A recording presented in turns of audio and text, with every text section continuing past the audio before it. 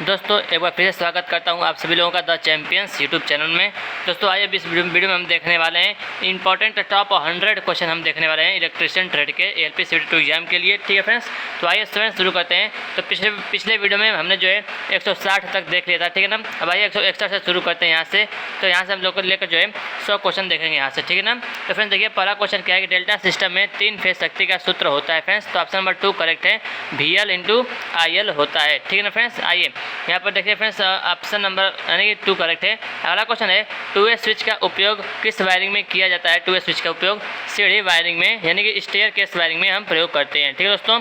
Friends आपको जो है बैकग्राउंड में वॉइस आ रहा होगा, तो फ्रेंड्स फैन चल रहा है, पंखा चल रहा है, ठीक है ना, टेबल फैन है तो आवाज़ कर रहा होगा, ठीक है, थोड़ा सा मैनेज कर लीजिएगा, ठीक है फ्रेंड्स। आइए फ्रेंड्स अगला क्वेश्चन देखते हैं डीसी जनित्र किस सिद्धांत पर कार्य करता है फ्रेंड्स। तो विद्युत चुंबकीय प्रेरण के फैराडे के नियम के सिद्धांत पर कार्य करता है, ठीक है दोस्तों चैनल पर नए चैनल को सब्सक्राइब जरूर करेगा, ठीक है। अगला क्वेश्चन देखते हैं निम्नलिखित में से कौन सा डायोड रिवर्स ब्रेकडाउन क्षेत्र में काम करता है फ्रेंड्स। तो ऑप्शन नंबर 4 जेनर डायोड जो है वो रिवर्स ब्रेकडाउन क्षेत्र में काम करता है, ठीक है। अगला क्वेश्चन है क्वेश्चन नंबर 165 है डीसी शंट मोटर को चलाने के लिए प्रयुक्त स्टार्टर का प्रकार है। तो ऑप्शन नंबर 1 3 पॉइंट स्टार्टर का जो है हम प्रयोग करते हैं, ठीक है ना, डीसी शंट मोटर को चलाने के लिए, ठीक है। अगला क्वेश्चन है क्वेश्चन नंबर 166 विद्युत द्विध्रुवीय आघूर्ण के साथ आवेशों के समूह को अक्सर क्या कहा जाता है दोस्तों। तो विद्युत द्विध्रुव कहा जाता है।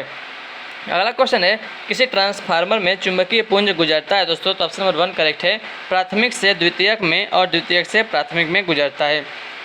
अगला क्वेश्चन है कि अनुचुंबकीय पदार्थ होते हैं, क्या होते हैं।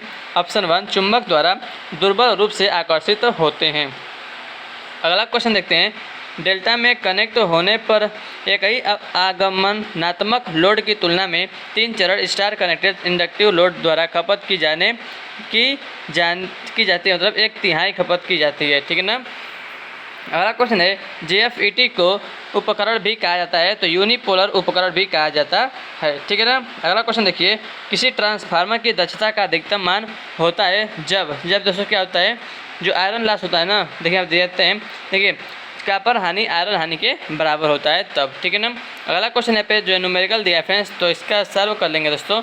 तो क्या पूछ रहा है कि कुल DC प्रतिरोध ज्ञात करना है, तो 0.688 आएगा, ठीक है ना।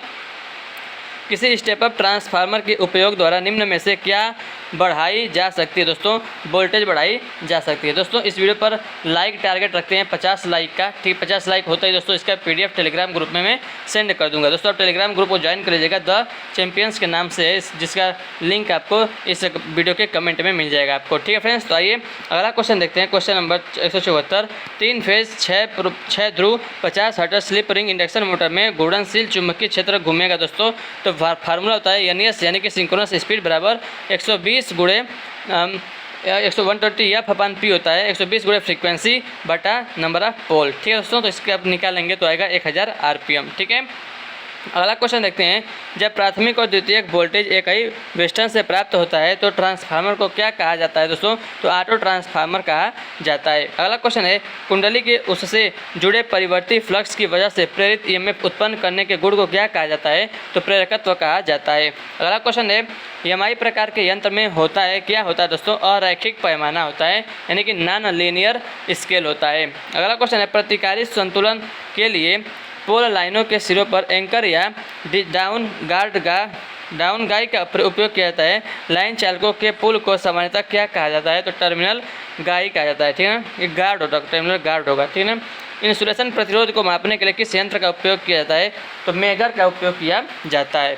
अगला क्वेश्चन है विद्युत आवेश का SI मात्रक क्या होता है। तो कूलम्ब होता है, ठीक है ना।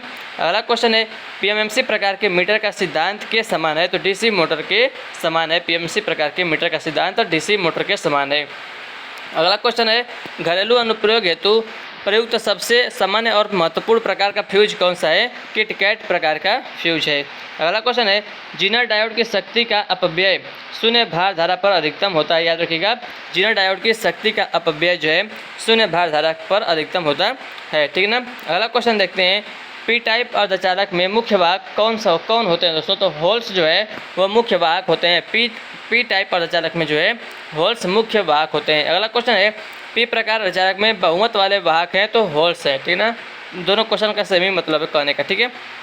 अगला क्वेश्चन कौन सा है? अगला क्वेश्चन है कि जटिल धारा तरंग का निम्नलिखित में से कौन सा व्यक्तिगत घटकों के आरएमएस मान के वर्ग के योगफल के वर्गमूल के बराबर होता है दोस्तों? तो ऑप्शन नंबर 3 आरएमएस मान। अगला क्वेश्चन है डायोड शब्दावली में PIV यानी कि पीक इनवर्स, अच्छा तो उसका फुल फॉर्म ही पूछ रहा है दोस्तों, क्या मतलब है? तो पीक इनवर्स वोल्टेज। अगला क्वेश्चन है शक्ति गुणक में सुधार के लिए प्रयोग किए जाने पर तुल्यकालिक सिंक्रोनस मोटर, तो ऑप्शन नंबर 4 करेक्ट है, अति उत्तेजन के साथ शून्य भार पर संचालित की जानी चाहिए। अगला क्वेश्चन है SCR है दोस्तों, तो ऑप्शन नंबर 3 करेक्ट है, 4 सतहों 3 सिरे वाली युक्ति, यानी कि 4 लेयर होता है और 3 टर्मिनल होता है उसका, ठीक है ना। अगला प्रश्न है तुल्यकालिक मोटर की आर्मेचर धारा में किसके लिए अधिक मान होता है दोस्तों? तो 1 और 4, 1 यानी कि उच्च उत्तेजन और चौथा है निम्न उत्तेजन, तो 1 और 4 दोनों के लिए जो है होता है, ठीक है ना, अधिक मान होता है।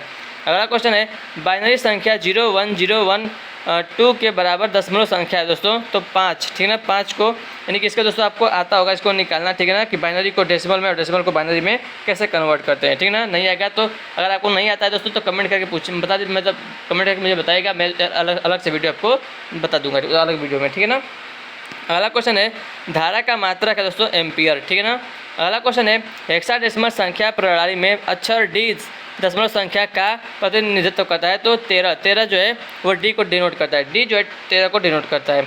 अगला क्वेश्चन है ये पूछ रहा है कि किसका सत्य सारणी है, ठीक है, ट्रूथ टेबल ये किसका है? तो ये एक्स और गेट का है, ठीक है ना। इसमें देखिए यहाँ पर देख सकते हैं कि जब आउटपुट जो इनपुट जो है वो 0 0 होता है तो आउटपुट भी 0 मिलता है, जब जो है यहाँ पे जब इनपुट 0 1 होता है तो आउटपुट 1 मिलता है, इनपुट 1 0 होता है तो आउटपुट 1 मिलता है, और इनपुट अगर 1 1 है यानी कि दोनों हाई है तो आउटपुट हमें लो मिलता है, ठीक है।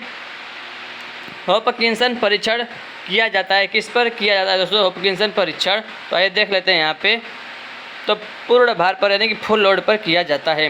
अगला क्वेश्चन है 4 संधारित्र प्रत्येक जो है 40 माइक्रोफैरड समानांतर क्रम में जुड़े हैं दोस्तों, तो तंत्र की तुल्यकारी धारिता कितनी होगी? दोस्तों देखिए अगर संधारित्र जो है वो समानांतर क्रम में जुड़े हैं तो हम चारों को जोड़ देंगे, तो 40 माइक्रोफैरड का एक है तो चारों को जोड़ेंगे तो चारों को 16 160 माइक्रोफैरड हो जाएगा, ठीक है ना। तो दोस्तों यहाँ पे ऑप्शन नंबर 1 160, यहाँ पे माइक्रो छोड़ दिया तो माइक्रो यहाँ पर रहेगा, ठीक है ना, 160 माइक्रोफैरड। अगला क्वेश्चन देखते हैं वह चुंबकीय प्रवाह जो चुंबकीय परिपथ में विशिष्ट निर्दिष्ट पथ का अनुसरण नहीं करता है उसे क्या कहते हैं? लीकेज प्रवाह उसे हम कहते हैं, ठीक है ना। अगला क्वेश्चन है एक विद्युत फ्यूज किस पर आधारित होता है? तो धारा के ऊष्मीय प्रभाव पर आधारित होता है। अगला क्वेश्चन है उच्च वोल्टेज डीसी संचरण HVDC का उपयोग मुख्यतः किसके लिए किया जाता है दोस्तों? तो ऑप्शन नंबर 4 अत्यधिक लंबी दूरियों पर अधिक शक्ति संचरण के लिए किया जाता है। अगला क्वेश्चन है जब बैटरी चार्ज की जा रही है तो टर्मिनल वोल्टेज के साथ घट जाती है, तो चार्जिंग दर में वृद्धि के साथ जो है घट जाती है। कह रहा है कि इस ISO ग्राफिकल प्रतीक का अर्थ क्या है दोस्तों? तो ये देख सकते हैं कि अर्थिंग का है, तो ऑप्शन नंबर 3 अर्थ टर्मिनल को जमीन से कनेक्ट करें, तो ये उसका मतलब है, ठीक है ना। अगला क्वेश्चन है AWG का फुल फॉर्म पूछा है दोस्तों, तो अमेरिकन वायर गेज जो है इसका फुल फॉर्म होता है, ठीक है ना। एक होता है SWG, उसका फुल फॉर्म क्या होता है? स्टैंडर्ड वायर गेज होता है। अगला क्वेश्चन 66 kV तक वोल्टेज के पारेषण के लिए एक केबल में कितने कोर का प्रयोग किया जाता है? तो ऑप्शन 3 कोर केबल का प्रयोग किया जाता है। अगला क्वेश्चन निम्नलिखित में से कौन सी DC वाइंडिंग है? तो ऑप्शन नंबर 4 लैप वाइंडिंग, ठीक है ना, लैप वाइंडिंग जो है DC वाइंडिंग है इसमें से, ठीक है ना। वेव वाइंडिंग भी होती है एक थे। श्रेणी RLC परिपथ में प्रतिरोधक इंडक्टर और संधारित्र के वोल्टेज क्रमशः 5 वोल्ट 2 वोल्ट और 2 वोल्ट हैं, तो कुल वोल्टेज ज्ञात करें दोस्तों। तो दोस्तों आप यहाँ पर देख सकते हैं कि इंडक्टर और संधारित्र की जो वोल्टेज है वो दोनों सेम है, तो जो प्रतिरोधक का जो क्रॉस जो 5 वोल्ट होगा उसी के बराबर कुल वोल्टेज होगा, तो 5 वोल्ट इसका राइट आंसर होगा, ठीक है। DC मशीन की गति को किसके द्वारा मापा जा सकता है दोस्तों? तो टैकोमीटर के द्वारा जो है DC मशीन की गति को हम माप सकते हैं, ठीक है। आइए अगला क्वेश्चन देखते हैं। तो अगला क्वेश्चन है कि जब इलेक्ट्रोमैग्नेटिक क्षेत्र से इलेक्ट्रॉन गुजरते हैं तो इलेक्ट्रॉन से दूर हटते हैं, ऑप्शन 1 ऋणात्मक प्लेट से दूर हटते हैं, ठीक है ना, जो इलेक्ट्रॉन है वो ऋणात्मक प्लेट से दूर हटते हैं। अगला क्वेश्चन है भारत में वितरण लाइनों में सामान्यतः का उपयोग किया जाता है दोस्तों? तो RCC के खंभों का उपयोग किया जाता है। अगला प्रश्न है स्लिप रिंग्स को सामान्यतः किससे बनाया जाता है? तो कॉपर एलॉय से बनाया जाता है, कॉपर के मिश्र धातुओं से बनाया जाता है। ठीक है, अगला प्रश्न है, एक 20 मीटर लंबाई वाले तारों की अनुप्रस्थ काट का क्षेत्रफल 1 मिलीमीटर स्क्वायर है और प्रतिरोध 4 ओम है, तो तार की विशिष्ट चालकता ज्ञात करें। तो फिर इसका फार्मूला होता है क्या? होता है R बराबर रो यल अपान ए होता है। ठीक है, तो हमको रो का मान निकालना है, तो रो बराबर आर ए अपान यल, यानी कि प्रतिरोध और एरिया का गुणा करके जो है लंबाई से भाग दे देंगे, तो आपका जो है विशिष्ट चालकता, नहीं देखिए विशिष्ट चालकता पूछा है ना, तो मैंने जो कहा है अगर उससे करेंगे तो आप विशिष्ट प्रतिरोध निकाल लेंगे, तो विशिष्ट प्रतिरोध का उल्टा कर देंगे, अपोजिट कर देंगे, तो आपका विशिष्ट चालकता का माना जाएगा। ठीक है ना। अगला क्वेश्चन देखिए, आर्क वेल्डिंग प्रयोजनों के लिए प्रयोग किए जाने वाले डीसी जनरेटर का प्रकार है? ऑप्शन 3 भिन्न यौगिक जनरेटर। अगला क्वेश्चन है, नाइक्रोम की ऊष्मा चालकता क्या है? दोस्तों नाइक्रोम की ऊष्मा चालकता क्या है? तो ऑप्शन नंबर 2 11.3 वाट प्रति मीटर केल्विन। ठीक है ना। अगला क्वेश्चन है, स्थिर लोड की स्थिति में डीसी मोटर की गति किससे प्रभावित होती है? तो ऑप्शन नंबर 1 केवल फील्ड फ्लक्स से प्रभावित होती है। आइए फ्रेंड्स आगे बढ़ते हैं, अगला क्वेश्चन देखते हैं। एक निश्चित सर्किट में कुल शक्ति 12 वाट है। सर्किट में श्रृंखला में 4 बराबर मूल्य प्रतिरोध होते हैं, तो प्रत्येक जो है वो 3 वाट के होंगे। ठीक है ना, तो 4 जुड़ेंगे तो 3 चौको 12 वाट हो जाएगा। अगला प्रश्न है, को दूसरे में एक एम्पियर धारा के कारण एक कॉइल में वेबर टर्न के रूप में परिभाषित किया जाता है दोस्तों, तो अन्योन्य प्रेरण का गुणक। ठीक है ना। एक पावर ट्रांसफार्मर की दक्षता मुख्य रूप से पर निर्भर करती है, तो कोर हानि पर निर्भर करती है। अगला क्वेश्चन है, गीगाबाइट किसके बराबर होता है? तो 1024 जो है मेगाबाइट के बराबर होता है। ठीक है ना, 1024 मेगाबाइट के। अगला क्वेश्चन है, एक डीसी मोटर को किसके द्वारा आसानी से पहचाना जा सकता है? तो कम्यूटेटर के द्वारा आसानी से पहचाना जा सकता है। शुद्ध कोज्या फलन प्योर कोसाइन फंक्शन का आरएमएस मान कितना होता है दोस्तों? तो शिखर मान का 0.707 होता है। अगला प्रश्न है, एक अच्छे प्रदीप्ति स्रोत में निम्नलिखित में से कौन सा गुण होना चाहिए? इसमें पर्याप्त प्रकाश होना चाहिए। अगला क्वेश्चन देखते हैं, एक 220 वोल्ट 50 हर्ट्ज एसी तरंग का रूप गुणक यानी कि फॉर्म फैक्टर क्या होता है? तो 1.11 होता है, इसको याद कर लीजिएगा। ठीक है ना, 1.11 होता है। मुख्य रूप से सीआरओ क्या है? तो एक वोल्ट मीटर ही है। ठीक है ना। अगला क्वेश्चन है, इनमें से कौन सा घर की वायरिंग में सफ़ेद और हरे तारों को क्रमशः दर्शाता है? तो ऑप्शन नंबर 4 उदासीन और भूसंपर्कित। ठीक है ना। अगला प्रश्न है, दशमलव संख्या 58 का बाइनरी समतुल्य क्या होगा? तो ऑप्शन नंबर 1 वाला होगा 111010। ठीक है। अगला क्वेश्चन है, वह प्रक्रिया जिससे शुद्ध अर्धचालक में शुद्धियाँ मिलाई जाती हैं क्या कहलाते हैं दोस्तों? तो उसको हम कहते हैं डोपिंग कहते हैं। ठीक है। अगला क्वेश्चन देखते हैं, निम्नलिखित में से कौन सी एकल फेज स्टार्ट करने की सबसे किफ़ायती विधि है दोस्तों? तो ऑप्शन नंबर 1 कैपेसिटेंस स्टार्ट विधि। ठीक है ना। आइए आगे बढ़ते हैं फ्रेंड्स, अगला क्वेश्चन देखते हैं। अगला क्वेश्चन दिया है कि किसने पता लगाया कि एक चुंबकीय क्षेत्र ले जाने पर एक करंट ले जाने वाला कंडक्टर हिलता है? तो ऑप्शन नंबर 3 माइकल फैराडे। अगला प्रश्न, निम्नलिखित में से कौन सी शब्दावली अल्टरनेटर के तुल्यकालीकरण से संबंधित नहीं है? तो ऑप्शन नंबर 2 दोनों अल्टरनेटर्स की क्षमता समान होना चाहिए, तो ये जो है तुल्य संबंधित नहीं है। ठीक है ना। अगला प्रश्न है, प्रदीप्ति यानी कि इल्यूमिनेशन का मात्रक क्या है दोस्तों? तो ऑप्शन नंबर 2 लक्स है। अगला प्रश्न है 233 कम दक्षता के साथ पावर एम्पलीफायर है? तो ऑप्शन नंबर 3 अधिक डीसी पावर का खपत। अगला क्वेश्चन, अन्योन्य प्रेरकत्व को में मापा जाता है? तो ऑप्शन नंबर 3 हेनरी में मापा जाता है। अगला क्वेश्चन है, कंट्रोल पैनल के अंदर विद्युत तारों के लिए एक मार्ग प्रदान करता है? तो रेसवे। ठीक है ना, रेसवे। अगला क्वेश्चन है, डीसी शंट मोटर का उपयोग सामान्यतः किसमें किया जाता है? तो लेथ मशीन में किया जाता है डीसी शंट मोटर का प्रयोग। अगला क्वेश्चन है, लग्स तथा थिम्बल को उपयुक्त केबल अथवा तार से जोड़ने के लिए निम्नलिखित में से कौन से टूल का प्रयोग जो है किया जाता है? तो ऑप्शन नंबर 1 क्रीपिंग टूल का प्रयोग किया जाता है। अगला क्वेश्चन है, डीसी मोटर का प्रवर्तन यानी कि स्टार्टिंग प्रतिरोध सामान्यतः होता है तो कितना होता है? कम होता है। ठीक है ना। अगला क्वेश्चन है, पंप सेट निम्नलिखित में से किसका एक संयोजन है दोस्तों? तो ऑप्शन नंबर 3 इलेक्ट्रिक मोटर और हाउस्ड इम्पेलर का। ठीक है। अगला क्वेश्चन है, क्वेश्चन नंबर 237 बुखोल्ज रिले पर स्थापित होती है? तो ऑयल कूल्ड ट्रांसफार्मर पर स्थापित होती है। अगला क्वेश्चन, निम्नलिखित में से कौन सा ऊर्जा का एक गैर पारंपरिक स्रोत है दोस्तों, ठीक है ना। गैर पारंपरिक स्रोत है तो दिया है hydel power station, thermal power generator, nuclear power generator, या फिर चौथा है सोलर एनर्जी। तो ऑप्शन नंबर 4 सोलर एनर्जी इसका करेक्ट है, ठीक है ना। गैर पारंपरिक स्रोत है। अगला क्वेश्चन दिया है दोस्तों कि 5 किलोवाट 50 हर्ट्ज 6 पोल स्लिप रिंग प्रेरण मोटर 960 आरपीएम पर चलती है। इसकी तुल्यकालिक सिंक्रोनस गति और प्रतिशत स्लिप की गणना करें दोस्तों। तो आएगा, देखिए 960 दिया था ना, तो 1000 आएगा दोस्तों, तो थोड़ा सा इससे अधिक आता है, ठीक है ना। तो 1000 आरपीएम आएगा और 4% जो है इसका स्लिप आएगा दोस्तों, ठीक है ना। 240वां क्वेश्चन देखते हैं। उन बिंदुओं पर आर्मेचर कॉइल का क्या प्रभाव है जहां ब्रश स्थित होता है, ठीक है ना। तो आइए देख लेते हैं। ऑप्शन नंबर 3 करेक्ट है, शून्य इंड्यूस करता है, ठीक है। अगला प्रश्न देखते हैं, क्वेश्चन नंबर 241। निम्नलिखित में से किस पदार्थ का उपयोग फ्यूज एलिमेंट के रूप में नहीं किया जाता है। तो कार्बन का उपयोग नहीं किया जाता है। एल्युमिनियम का, तांबा का, चांदी का हम प्रयोग कर सकते हैं, ठीक है।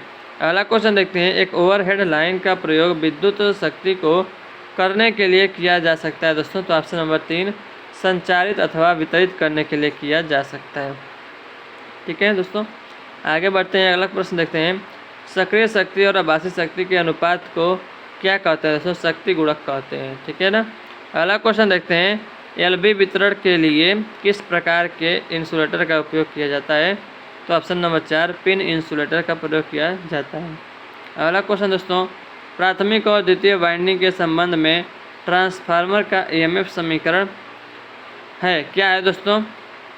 ऑप्शन नंबर 1 विकल्पों में से सभी, ठीक है ना। तो ऑप्शन 2 दिया है E1 बराबर 4.441 एफ या 1 फाइम, ये भी सही है। और जो है तीसरा वाला 4.441 एफ या 1 MA, ये भी सही है, ठीक है ना। और उसके बाद जो है चौथा वाला भी सही है, ठीक है ना। तो सभी सही है, ठीक है। आइए आगे देखते हैं अगला क्वेश्चन। सामान्य केबल जो है वितरेका और उपभोक्ता लोड टर्मिनल के बीच जुड़ा होता है, क्या कहलाता है। सर्विस लाइन अथवा सर्विस मेन कहलाता है। अगला क्वेश्चन है। सौर सेल से प्राप्त अधिकतम शक्ति और लघुपथन धारा और खुला पथन वोल्टेज के गुणनफल के अनुपात को क्या कहा जाता है। तो भराव गुणक कहा जाता है। अगला क्वेश्चन है। हॉट प्लेट का प्रयोग निम्नलिखित में से किस उद्देश्य के लिए किया जा सकता है। तो खाना पकाने के लिए हम प्रयोग किया जा सकता है। अगला क्वेश्चन, निम्नलिखित में से कौन सा बड़े अल्टरनेटर में घूर्णनशील क्षेत्र का लाभ है, ठीक है। तो ऑप्शन नंबर 4 विकल्पों में से सभी सही है। चौथा पहला है बेहतर वायु निकास व्यवस्था, दूसरा है आर्मेचर के लिए बेहतर इंसुलेशन, तीसरा है निर्माण में आसानी, ठीक है। तो सभी सही हैं। अगला क्वेश्चन देखते हैं कि यदि 100 ओम 200 ओम 300 ओम के 3 प्रतिरोधों को समानांतर क्रम में जोड़ा जाता है एवं इस पर आरोपित वोल्टेज भी है, तो क्या सही होगा इसमें से दोस्तों, ठीक है ना। तो देखिए जो सही वाला मैं आपको दिखा दे रहा हूँ, सही वाला ऑप्शन नंबर 3 प्रतिरोधकों से होकर वोल्टेज समान रहेगा जबकि उनमें प्रवाहित धारा जो है भिन्न भिन्न होगी, ठीक है दोस्तों। हम जानते हैं कि समांतर परिपथ में क्या होता है, जो धारा होती है वो अलग अलग होता है, लेकिन जो वोल्टेज है वो सबके समान जो है क्रॉस सेम ही होता है, ठीक है ना। लेकिन वही अगर श्रेणी परिपथ में बात करें तो बहने वाली धारा जो है वो सब में एक समान बहती है, लेकिन वोल्टेज जो है सभी लोड में अलग अलग होता है, ठीक है ना। अगला प्रश्न देखते हैं। ऐसे समानांतर परिपथ में प्रत्येक शाखा के वोल्टेज और धारा के बीच का कोण होता है, कितना होता है दोस्तों। तो अलग अलग होता है, भिन्न होता है, ठीक है ना। अगला क्वेश्चन, चित्र में दर्शाए गए वोल्टेज ब्रिज नेटवर्क में ABCD संतुलित है जब P बराबर 500, Q बराबर 250, S बराबर 15 ओम है, तो RX का मान बताइए दोस्तों। तो हम क्या करते हैं दोस्तों, इसको हम लगा सकते हैं कैसे, P बटा Q बराबर R बटा S फार्मूले से इसको लगाएंगे दोस्तों। तो इसका आंसर आएगा ऑप्शन नंबर 3 6 ओम आएगा, ठीक है ना। अगला क्वेश्चन है।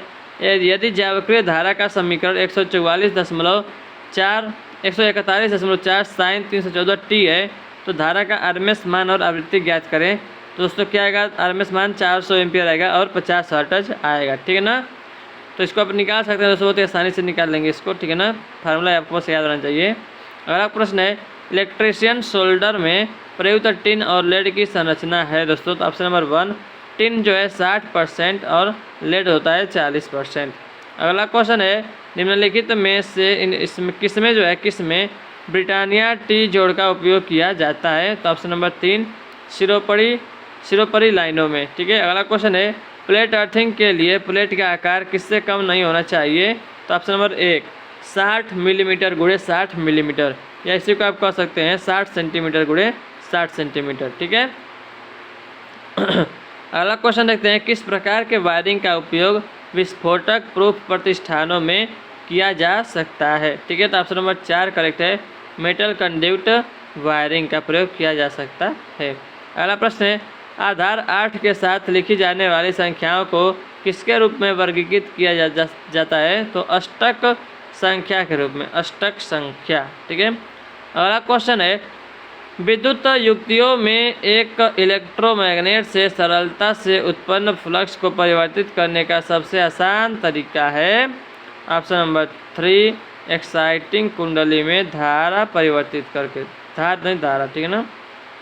अगला क्वेश्चन है, ये दोस्तों 100वां क्वेश्चन हो जाएगा। हम लोग 160 से यानी कि 161 से देख रहे हैं, तो यहाँ से 260 तक जो है कंप्लीट हो जाएगा। ठीक है ना, क्योंकि 40 क्वेश्चन उधर और 60 क्वेश्चन इधर। अगला क्वेश्चन देखिए यहाँ पे डीसी मोटर की गति किसके अनुक्रमानुपाती होती है? डीसी मोटर की गति फ्लक्स प्रति ध्रुव के मोटर की गति के या फिर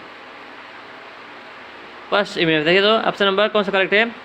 तीसरा वाला, पश्च ईएमएफ यानी कि बैक ईएमएफ के अनुक्रमानुपाती होती है। ठीक है दोस्तों, तो यहाँ तक हमने जो है 100 प्रश्न हम लोगों ने इस वीडियो में देख लिया दोस्तों। तभी और देखिए और भी बहुत सारे क्वेश्चन हैं। अभी तो जो है 15वां PDF 15वां जो है पेज चल रहा है, अभी 29 तक है। ठीक है दोस्तों, तो पूरा मैं आने वाले वीडियो में आपको करा दूंगा दोस्तों।